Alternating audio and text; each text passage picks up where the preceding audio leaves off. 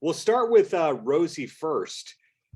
I found out about this film about a week and a half ago, but how long has it actually been done for?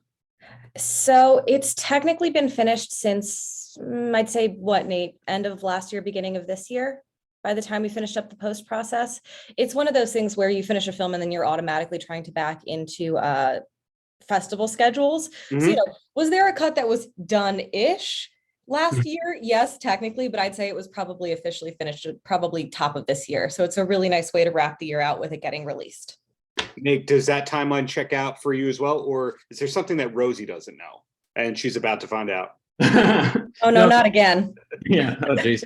No, that timeline works really well. I mean, we, as Rosie said, there were a couple of festival deadlines that we tried to back into. And so we had a pretty aggressive post-production schedule in the fall of 2021. We were done with everything, polished, because there are some festivals that accept incomplete cuts, which is fine, but we wanted it to be done. So I think it was middle of January, and then we cut together a trailer. And then we've just been promoting it this entire year. We screened at 3 festivals, and then got this amazing distribution deal with Freestyle Digital Media, and we're really excited to share it with the world on the 27th. Before I ask about Freestyle, which festival is credited as having the premiere, the big unveiling? That would be the Valley Film Festival in North Hollywood, which was really special for a lot of reasons. The first one being it's a festival that we've been a part of for a couple of years now. I used to live in that part of North Hollywood, so it's near and dear to our hearts. And it was a very special premiere because in addition to being a behind the scenes team, Nate and I are a real life couple. And when I said, "Oh no, not another surprise that I don't know," I was referring to the fact that at our world premiere, he actually proposed to me. Kind of a big deal. Wow. It was a great first night for the movie and a great night for us too. How did the deal with the Allen Media Group and Freestyle Digital happen? Was it a traditional broker shop deal, or did somebody know somebody on Byron's team? Our amazing sales agent, Glenn, helped us get that deal. Sorry, Nate can speak a little more to it. Oh no, I mean, you were spot on. It was our sales agent, Glenn Reynolds, has we essentially put together a list of companies that he wanted to send the movie to. And Freestyle was one of 2 companies that came back to us, and they offered us the best deal, and we said yes. Is Freestyle a global deal or just North America? I believe we're just North America. Yep. So are rights still available for international at this time? Absolutely. I mean, I'm not a lawyer. I have to look at the contract to figure out if Freestyle has any kind of, stipulations on where it could and couldn't go globally. But yes, that's definitely something we want as many people as possible to see this movie. So. Right. So what's the timeline like in terms of it's acquired by Freestyle? There's the announcement over the past couple of weeks that it's out. December 27th, I believe, is when it hits internet and satellite platforms and all that. Does it then go to DVD and Blu-ray, or is that being figured out as well? Yes, it should be on DVD and Blu-ray by mid-January, I believe. Yep. Wow. Okay. So once that's done, and now that you're in the midst of press, almost wrapped up, it's almost like this is out into the world and done. Do you know what's next for both or either of you professionally? We do. We shot our second feature in 2 parts of production. Not the original plan. They originally planned to be one contiguous shoot, but we had a COVID shutdown. We started in July, and then we finished up in October.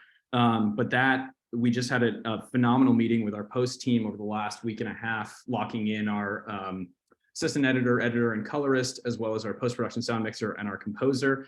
And the timeline that we have to finish up our second feature is beginning of May. It'll be completely done, ready to submit to festivals. So that's in the immediate future. That's what's next. And then we're trying to figure out what our third feature will be from there. And and in the middle of all that, it's actually really special because we're just finishing up post on a short film. Nate and I both went to Syracuse University, and we got a grant through the CNY Arts Fund to make a short film in upstate New York. So we shot that in the middle of shooting the feature and finishing up post, and hopefully that'll be making the festival rounds next year as well. You mentioned Syracuse and upstate New York. Are you aware of the company American High that Jeremy Gerlich has? Yep, actually, a lot of our crew from that short film worked on it. They're doing some awesome stuff. Yeah, so I'm starting to see more and more movies that are filmed in upstate New York, and they say it's somewhere else. Like there was one movie called Shoplifters of the World, which was about some Smiths fans. Did you hear of that one? I didn't hear about that one. Nate, you're nodding. You might be a little Oh, more tuned in. I've heard the name, and it's a great concept. I think Joe, what's his name? Sofia Vergara's better half, Joe. I never say it right. Manganiello. Yeah. I think, yeah. He produced and stars in it. His fingerprints are all over it. I think they say it's Utah in the movie, but it's really upstate New York. And all of Jeremy's movies, whether or not they say they're in upstate New York, are made in that high school or that abandoned school in upstate New York. So when did you start to notice of, hey, we could be Syracuse people and not have to pretend to be New York City people? Like, when did you start to notice these third and fourth tier markets actually having more films going on than New York and Los Angeles? I mean, for one thing, it's a production thing. It's much easier to produce in places that aren't LA because they don't know they can charge you for things. Yeah. Yeah, I think we've always been, acutely aware of that. I think it was just sort of getting a foundation underneath us to the point that we could travel to go make, things outside of LA. And so we got this grant earlier this year as well. And one of the stipulations was that you shoot entirely in upstate New York, you hire local crew. And it was such an amazing opportunity to do that. But to Rosie's point, it is so much more affordable to shoot outside of the larger markets because there are these smaller communities and areas where they have infrastructure in place to support film production, but they don't. They're trying to incentivize it in a way that's like, for instance, the short film that we shot in October, we did 3 days. We did 9 locations in 3 days. We only had to pay for 2 of those because the other 7 locations, they were just so excited that this company was coming in, that they were using local resources, that they were hiring local, and it was phenomenal. They were so welcoming, and that's one of those things that, like, when you shoot in the larger markets, everybody's aware what they can charge you, and they will do that. That's their due diligence on that part, and you can't fault them for that. Right. But it was a phenomenal experience to get back to, the city where Rosie and I met, and to get to actually just, walk around and shoot stuff there where we started, our education in film production. So it was really, really quite special. And we wanted some beautiful foliage in the fall, and you can't really find that in LA. Yeah, it's brown or it's green in LA. There's no in between. Well, I'm dialing in from Long Island, New York, in my town called Long Beach. So much films here, but we never know about it. In other words, they don't put out press releases of, you'll never know who was spotted here or anything like that. But I was watching Impractical Jokers a couple of years ago, and I went, that's around the block for me. And The Blacklist is filmed there, things like that. Has anything been offered to be filmed on Long Island? Have there been incentives out there, or is it more just upstate New York that you're finding? Not that we've come across. I mean, I know there's a lot of tax breaks in other countries that are trying to bring film credits, like Canada's huge for that sort of stuff. It's why so much film's in Vancouver. I haven't heard of any incentives. I'm sure that other parts of New York want the business. It definitely brings a lot of money. But there's nothing specifically I've heard of on Long Island, although our cinematographer from the project, Nick, is a Long Island boy. So you get a shout out from him. It happens. Well, not asking for the exclusive, we'll let the embargo go, but can you say what genre the second film that is coming out maybe in May or starting to work the world in May, what genre it is? Oh, of course. It is an ensemble comedy. It's I guess you would call it a romantic comedy, Rose, if you think that's accurate. There's some romance. It's really fun. We can give you the log line. It is a surprise birthday party that's really a surprise engagement party. Keeps getting waylaid because of, not despite, the best intentions of all the guests. So grandma shows up asking for her ring back because she's met someone new. All of the brothers are vying to be best man. And so bride's ex-boyfriend. Yep. So it's super fun. Essentially building on what we did really well and what was at our disposal with our first feature with 2-11. It was, sort of keeping the production limitations, what is viable right now in our career. So it's still one location, but instead of 2 actors, it's 15 actors. Instead of a 10-person crew. It's now a 35-person crew. And so we're growing, exponentially, which is really nice, but still creating very human stories, contained stories, compelling, in a wonderful way. We got to collaborate with an incredible cast of actors that we are so fortunate to not only collaborate with creatively, but also to call our friends. And we're so excited for people to see it because it's phenomenal. And you mentioned earlier a third feature is at least being thought about. So this is a thing. This is a career. This is a life. And we can say it all started with 2-11.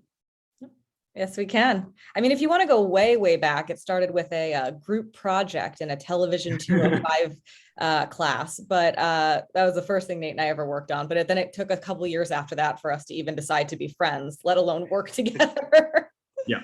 Yeah. Well, my last question for both of you before I let you go is, besides 2-11, can you provide a film or TV recommendation that somebody else made that the wife and I should be digging into? Because every time we say we're going to watch a show, we watch it in 3 days and we go, what's next? What do smart, creative people like? Ooh.